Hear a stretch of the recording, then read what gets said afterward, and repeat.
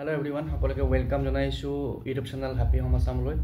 আৰু সকলোকে পুনৰ এবাৰ ৰঙালী বিহুৰ শুভেচ্ছা জনাইছো আৰু আশা কৰিছো সকলোৱে ভালে আছে। আজিৰ এই ভিডিঅ'টিত আমি টেট কাম ৰিক্ৰুটমেন্ট টেষ্টৰ কেইটামান সাবজেক্টৰ পিজিটিৰ কাট অফ ডিসকাস কৰিম আৰু ইতিমধ্যে মোৰ এই চেনেলটোত আমি ভালেকেইটা সাবজেক্টৰ ইকনমিক্স তাৰ পিছত আসামিজ এডভান্স আসামিজ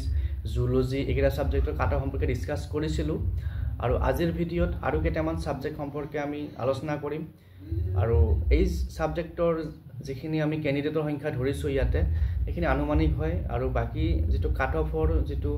অনুমান কৰিছো হেয়াও আগৰ প্ৰিভিয়াস ইয়াৰৰ যি মেৰিট লিষ্টেই হওক আৰু বৰ্তমান বা এটো বছৰৰ যেটো পৰীক্ষাৰ প্যাটাৰ্ন এক্সাম প্যাটাৰ্ন ক্যান্ডিডেটৰ সংখ্যা ভ্যাকেন্সিৰ সংখ্যা আৰু যিখিনি আমাৰ বেসিক ফ্যাক্টৰ যেনে ডিফিকাল্টি লেভেল এইবিলাকৰ লগত কম্পেয়াৰ কৰিয়ে কাট অফ খিনি নিৰ্ধাৰণ কৰা হৈছে হয়তো একদম একুৰেট নহব পাৰে কিন্তু আশা কৰিছো এইটো লেভেলত থাকক বা ইয়াতকে কমি গলে তো আৰু ভাল কিন্তু মোৰ বোধেৰে ইয়াৰ এখিনি ভিতৰত থাকিব লাগে তো আপোনালোকে বা আপোনালোকৰ মতে কেনেকুৱা হয় কমেন্ট কৰি জনাব আপোনালোকৰ আইডিয়াটো কি বা আপোনালোকৰ হিচাপটো কি তো আহক এতিয়া আমি সময় নষ্ট নকৰি কাট অফ কিটা চাও আৰু যিসকলে চেনেলটো এতিয়ালৈকে সাবস্ক্ৰাইব কৰা নাই সাবস্ক্ৰাইব কৰি ল'ব কাৰণ কি ইয়াত শিক্ষক নিযুক্তিৰ লগতে হওক বা অন্যান্য বিভিন্ন গুৰুত্বপূৰ্ণ ইনফৰমেশন আপোনালোকে পাই থাকিব এতিয়াও পাব আৰু ভৱিষ্যতেও পাই থাকিব গতিকে চেনেলটো সাবস্ক্ৰাইব কৰি দিব আৰু শেয়াৰ কৰি দিব আপোনালোকৰ বন্ধুবৰ্গৰ মাজত তো আহক এতিয়া আমি কাট অফ খিনি চাও তো প্ৰথমতে আমি চাম ইংলিশ সাবজেক্টৰ কাট অফ ইয়াত আপোনালোকে দেখিছে total candidates of PGT to এটো জানে 27824 আৰু ইংলিশৰ টেন্টেটিভ আমি ক্যান্ডিডেট ধৰিছো 2226 অৰ্থাৎ 2226 জন আৰু ভ্যাকেন্সিজ আছে গভৰ্নমেন্ট আৰু প্ৰভিন্সিয়ালাইজ হাই সেকেন্ডাৰী স্কুলস মিলাই টোটাল 121 টা 121 আৰু expected cut off in the ratio of 1:2 যেহেতু আমি 1:2 হিচাপত ধৰিব লাগিব তো হেতু 1:2 হিচাপত ধৰা হৈছে আৰু এক্সপেক্টেড কাট অফ যদি আমি চাও জেনাৰেলৰ ক্ষেত্ৰত 67 to 70 আৰু ওবিসি এমওবিসি 64 to 66 আৰু এসসিৰ ক্ষেত্ৰত 61 to 63 এসটিৰ ক্ষেত্ৰত 50 to 60 এইটো ৰেঞ্জত থাকিব লাগে ইয়াত কাট অফটো অলপ কম আছে কাৰণ কিয় আমাৰ ইংলিশত কম্পাৰেটিভলি বাকি সাবজেক্টৰ তুলনাত যেনে এডুকেশন হওক বা আসামিজ হওক তাৰ তুলনাত ক্যান্ডিডেটৰ সংখ্যাটো যথেষ্ট কম গতিকে হেতু ফালৰ পৰা চাব গলে আমি কাট অফটো অলপ কম আশা কৰিব পাৰো ইয়াৰ পিছত আমি আন এটা সাবজেক্ট চাম হেতু হৈছে হিষ্ট্ৰী আৰু হিষ্ট্ৰীত অলপ ইংলিশতকে সাবজেক্ট ক্যান্ডিডেট বেছি হ'ব তো এক্সপেক্টেড ক্যান্ডিডেট আমি ইংলিশত হিষ্ট্ৰী ধৰিব পাৰো 2700 আৰু ভ্যাকেন্সিজ আছে অলপ ইংলিশতকে বেছি আছে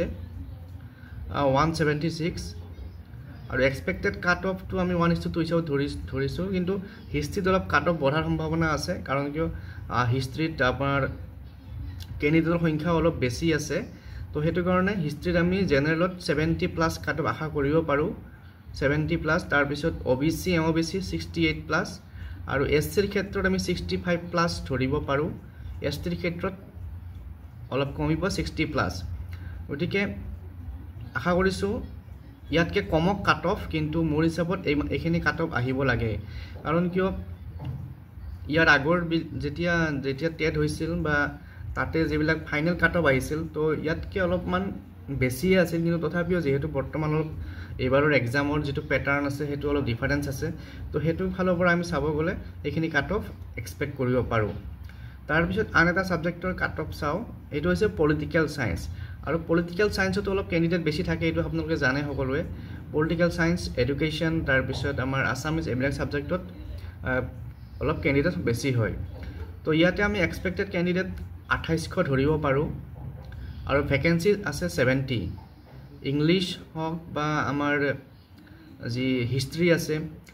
এই গোটেইবিলাক সাবজেক্টৰ তুলনাত পলিটিক্যাল সায়েন্সত ভ্যাকেন্সি যথেষ্টখিনি কম আছে কিন্তু ক্যান্ডিডেটৰ সংখ্যাটো কম নাই ক্যান্ডিডেটৰ সংখ্যাটো বাঢ়িছে তো হেতু কাৰণে ইয়াত অলপ কাট অফটো হাই হ'ব এক্সপেক্টেড কাট অফ আমি যদি চাও জেনাৰেলৰ ক্ষেত্ৰত 73 পৰা 75 যাব লাগে আৰু ওবিসি এমওবিসি 70 পৰা 72 এসসিৰ ক্ষেত্ৰত 67 to 69 এসটিৰ ক্ষেত্ৰত 63 পৰা 66 এনেকুৱা কাট অফ যাব লাগে গতিকে আশা কৰিছো ইয়াতকে কমক কিন্তু এইখিনি এটা অনুমান কৰিছোঁ হয়তো আপোনালোকে কি কয় আপোনালোকৰ মতে কিমান কাট অফ যাব পাৰে বা আপোনালোকে স্ক'ৰ কৰি কিমান পাইছে সেয়া কমেণ্ট কৰি জনাব আৰু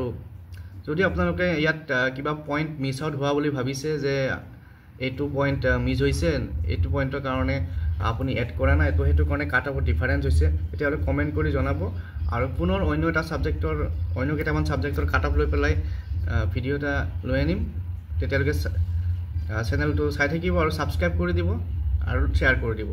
তো আহক এতিয়া আমি নেক্সট ভিডিঅ'ত লগ পাম